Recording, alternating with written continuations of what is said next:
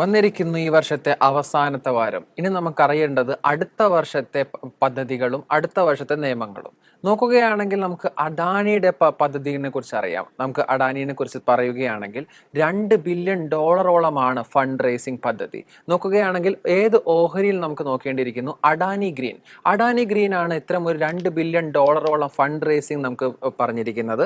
ഇത്തരം ഒരു ഇന്നത്തെ ഒരു ദിവസത്തിൽ തന്നെ 3% ഷെയർ പ്രൈസ് നമുക്ക് കുതിപ്പ് കാണാൻ സാധിക്കുന്നത്. ഈ കുതിപ്പിന് പിന്നാലെയുള്ള കാരണം എന്ന് പറഞ്ഞു കഴിഞ്ഞാൽ ഇന്നത്തെ ബോർഡ് മീറ്റിംഗ് തന്നെയാണ്. ഇത്തരം ഒരു ബോർഡ് മീറ്റിംഗിൽ ഇത്തരം ഒരു ഫണ്ട് റേസിംഗ് കാര്യം തന്നെയാണ് അവർ സംസാരിക്കാൻ പോകുന്നത്. ഇത്തരം ഒരു എത്രമായിരിക്കണം ഫണ്ട് റേസിംഗ്, ആ ഫണ്ട് റേസിംഗിന്റെ സൈസ് എത്രയായിരിക്കണം, ഏത് മോഡിലൂടെ ആയിരിക്കണം എന്നൊക്കെ കാര്യങ്ങൾ തന്നെയാണ് ഇത്തരം ഒരു ഫണ്ട് റേസിംഗിൽ അവർ സംസാരിക്കാൻ നിൽക്കുന്നത്.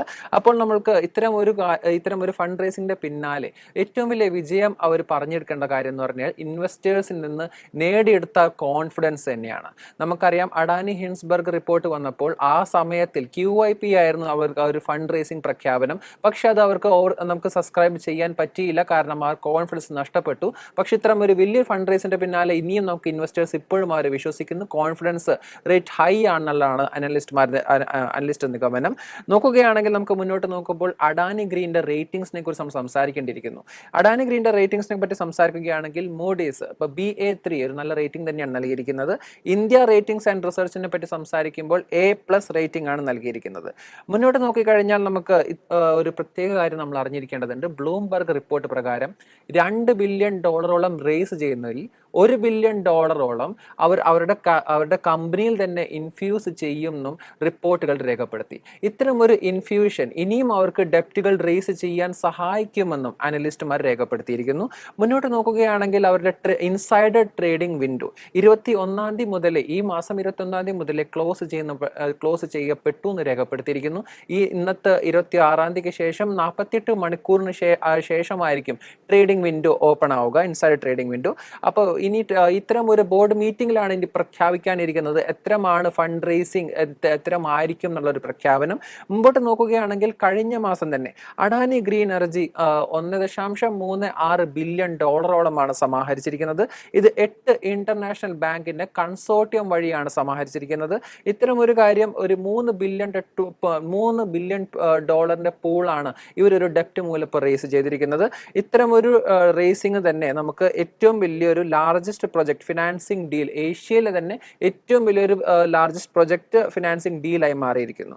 മുമ്പോട്ട് നോക്കുകയാണെങ്കിൽ ഇത്തരം ഒരു ഗ്രീൻ ഫെസിലിറ്റി ലോൺ എന്തിനാണ് ഒബ്ജക്റ്റീവ് നമ്മൾ നോക്കേണ്ടതായിട്ടുണ്ട്. നോക്കുകയാണെങ്കിൽ ലോകത്തിലെ ഏറ്റവും വലിയ റിന്യൂവബിൾ എനർജി പാർക്കായ ഖാവ്ഡ ഗുജറാത്തിലോട്ടാണ്, അതിൻ്റെ ഒരു എക്സ്പാൻഷനിലോട്ടാണ് ഇത്തരം ഒരു ഫണ്ട് റേസിംഗ് നടത്തിയിരിക്കുന്നത്. നോക്കുമ്പോൾ നമുക്ക് റീസെന്റ് അഡാനി ഗ്രീനിന്റെ നമുക്ക് ഡെവലപ്മെന്റ്സിനെ കുറിച്ച് കാണാം. നമുക്ക് അഡാനി ഗ്രീൻ ഇപ്പോൾ തന്നെയാണ് നമുക്ക് റീസെന്റ് ആയിട്ട് തന്നെയാണ് 4 പുതിയ ഒരു സ്റ്റെപ്പ് ഡൗൺ സബ്സിഡറീസ് അവർ പുതിയതായിട്ട് ഇൻകോർപ്പറേറ്റ് ചെയ്തിരിക്കുന്നത്. ഇത്തരം ഒരു സബ്സിഡറീസിന്റെയും ഒരു authorised share capital 1 lakh each ആണ് അവർ രേഖപ്പെടുത്തിയിരിക്കുന്നത്. ഇത്തരം ഒരു പുതിയ സബ്സിഡറീസിന്റെ കാരണം എന്തിനാണ് അവർ പുതിയ സബ്സിഡറീസ് ക്രിയേറ്റ് ചെയ്തതെന്ന് വെച്ച് കഴിഞ്ഞാൽ ഇത്തരം ഒരു ഇലക്ട്രിക്കലും വിൻഡ് എനർജിയും ഒരു പവർ സെക്ടറിലോട്ട് ഇനിയും ഒരു അപ്ലിഫ്റ്റ്മെന്റ് കൊടുക്കാൻ തന്നെയാണ് അനലിസ്റ്റുമാരെ രേഖപ്പെടുത്തൽ. നമുക്ക് അവരുടെ ഫിനാൻഷ്യൽസിലോട്ട് തിരിച്ചു വരാം. ഫിനാൻഷ്യൽസിനെ കുറിച്ച് സംസാരിക്കുകയാണെങ്കിൽ 72% വർധനവാണ് അവർക്ക് ക്യാഷ് പ്രോഫിറ്റിൽ രേഖപ്പെടുത്തിയിരിക്കുന്നത്. നെറ്റ് പ്രോഫിറ്റ് നമ്മൾ രേഖപ്പെടുത്തുമ്പോൾ 149% ഒരു കുതിപ്പ് തന്നെ രേഖപ്പെടുത്തുന്നു. നമ്മൾ നോക്കുകയാണെങ്കിൽ ഇനി തിരിച്ച് ഒരു ഫിനാൻഷ്യൽസിലോട്ട് ഇൻഡെപ്ത് നമ്മൾ വരികയാണെങ്കിൽ നമുക്ക് പവർ സപ്ലൈയിൽ നിന്ന് ലഭിക്കുന്ന റവന്യൂ ഇയർ ഓൺ ഇയർ 66% ഒരു വർധനവ് കാണിച്ചിരിക്കുന്നു. പവർ സപ്ലൈൻ്റെ എബിഡ 58% വർധനവും, എബിഡന്റെ ശതമാനം നോക്കുകയാണെങ്കിൽ 92% വർധനവാണ് കാണിച്ചിരിക്കുന്നത്. ക്യാഷ് പ്രോഫിറ്റിന്റെ ആവട്ടെ 63%. അപ്പോൾ ഇത്തരം ഒരു നല്ലൊരു ഈ ഒരു ലോങ് ടേം പദ്ധതി ഇപ്പോഴേ ഓവറോൾ പ്രോഫിറ്റബിൾ ആവുകയും നമ്മൾ ഇയർ ഓൺ ഇയർ കമ്പാരിസൺ ചെയ്യുമ്പോൾ മികച്ച റിസൾട്ടുകൾ തന്നെയാണ് അഡാനി ഗ്രീൻ കാഴ്ചവെക്കുന്നത്.